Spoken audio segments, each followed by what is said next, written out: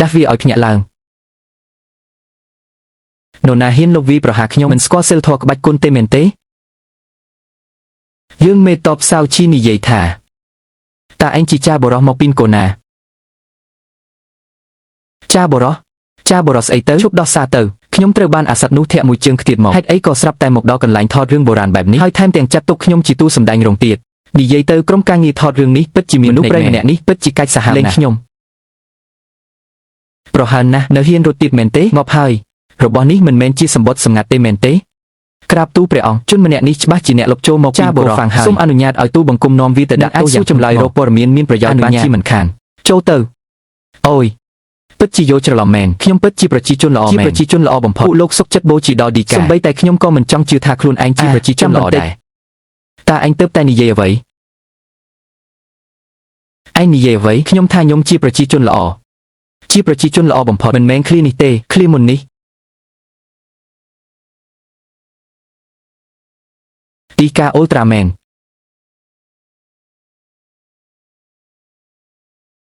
ក្រាបទូលព្រះអង្គតើរឿងនេះវាមានដំណើររឿងយ៉ាងម៉េចទៅវិញតើឯងស្គាល់គំនូរមួយផ្ទាំងនេះទេងាប់ហើយគួនអ៊ីជីសេះម្នាក់ឯងយើងនឹងសាកល្បងឯងប្រសិនបើឯងអាចឆ្លើយបានយើងនឹងលើកលែងទោសឲ្យឯងប៉ុន្តែ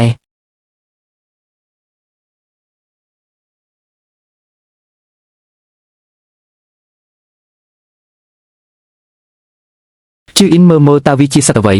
មន់តើអ្នកណាជាម្ចាស់រោងចក្រស្បែកជាងណាគួងតើបច្ចេកទេសបើគ្រឿងចាក់នៅកន្លែងណាខ្លាំងជាងគេទៅរកឡានសៀងត្រូវទាំងអស់ឯងគឺជាបុត្រនៃយ៉ានលេងគាត់ជាបន្ទាន់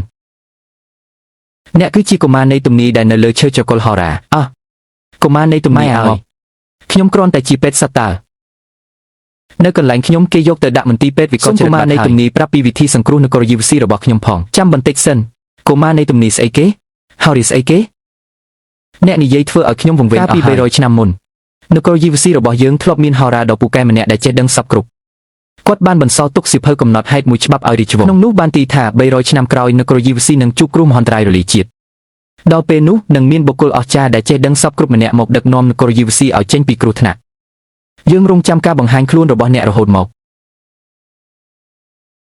ព្រះករុណាគឺខ្ញុំហេតុអ្វីបានជាខ្ញុំមិនដឹងថាមានទំនាយនេះរឿងសម្ងាត់នេះមានតែអធិរាជិនីដាវមុតប៉ុណ្ណោះដែលចង់លេងសើចជាមួយខ្ញុំមែនទេសូម្បីតែរឿងកំ pl ែងក៏អាចយកមកធ្វើជាសញ្ញាសម្រាប់ហោរារបស់ពួកអ្នកប្រហែលជាមានបញ្ហាបន្តិចហើយនេះខ្ញុំឆ្លងភពមកសម័យបុរាណមែនទេចុះមនុស្សសម័យបុរាណដឹងរឿងទាំងនេះដោយរបៀបណាខ្ញុំសាកល្បងម្ដងទៀតមើលឆ្នាំនេះចូលឆ្នាំមិនទទួលកាដូបើទទួលគឺទទួលតែឡៅប៉ៃជីងប៉ុណ្ណោះអញ្ញាតប្រែប្រួលតែចំនួនគូមិនប្រែប្រួលខ្ញុំចង់មើលរឿងសាងសិលឲ្យខ្លាយជាទេវតាអ្នកពិតជាកុមារនៃទំនាយមែនព្រះករុណាកុំចាញ់បោកគាត់អីខ្ញុំមើលទៅគាត់គ្រាន់តែជាកុំប្រញាប់ស្រាយចំណងឲ្យលោកម្ចាស់ម្នាក់នេះភ្លាម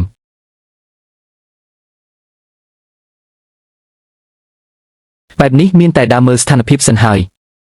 បើខ្ញុំមិនទទួលស្គាល់ឋានៈនេះទេប្រហែលជាគ្មានជីវិតចាក់ចេញពីទីនេះទេសង្កេតមើលសិនថាវាមានរឿងអ្វីកើតឡើងឲ្យប្រាកដកុមារនៃទំនាយ